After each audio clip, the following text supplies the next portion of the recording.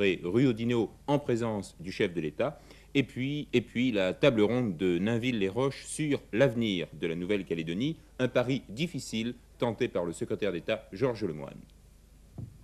Ni vainqueur ni vaincu à l'issue de 5 jours de négociations à Nainville-les-Roches, Georges Lemoine a tout de même réussi à établir le dialogue entre les différentes parties prenantes sur l'avenir de la Calédonie. Ce dialogue a donné naissance à un texte de synthèse.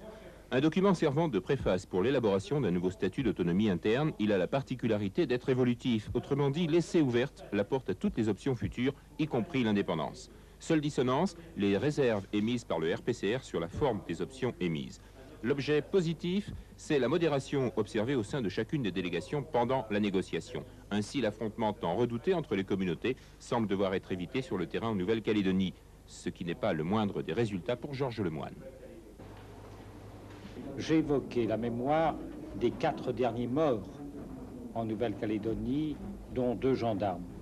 Et j'ai dit qu'il fallait maintenant réunir les possibilités pour qu'un dialogue envisageant toutes les perspectives d'évolution de ce territoire soit le plus tôt possible réuni.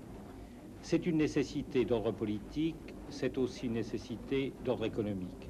Il n'y aura pas de relance des investissements, de développement économique dans ce territoire s'il n'y a pas une stabilité politique. Et la stabilité politique passe par cette confrontation des idées que nous avons eue au cours de ces 5 derniers jours, et je pense que cela pourra éviter bien des morts inutiles. C'est une tradition, la